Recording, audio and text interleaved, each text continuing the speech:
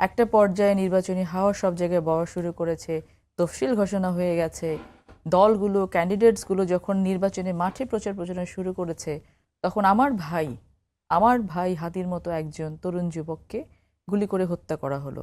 এটাকে আমি প্রমাণ সাপেক্ষে কি হবে না হবে দ্যাটস এ ডিফারেন্ট থিং, বা এটাকে আমি রাজনৈতিক, এটা পলিটিক্যাল কিলিং আমি এটাকে বলবো। যে রাজনীতিতে একটা মানুষকে কিন্তু তারা বিসর্জন দিয়ে দিল, যে এটাকে বেনিফিট কিভাবে করা যায়। তাহলে এই হাদি মারা গেলে বাংলাদেশে কারা বেনিফিটেড হতে পারে? হাদি ইজ নট আ পার্সন, হাদি হচ্ছে একটা সিম্বল, লক্ষ লক্ষ কোটি কোটি জনতার সিম্বল যারা গণতন্ত্রকামী। হাদি কিন্তু নির্বাচনে অংশগ্রহণ করার জন্য সে কিন্তু ঢাকা ৮ থেকে সে ক্যান্ডিডেট ডিক্লেয়ার করেছিল নিজেকে, তার মানে সেই গণতন্ত্রের পথের কিন্তু পথিক ছিলেন।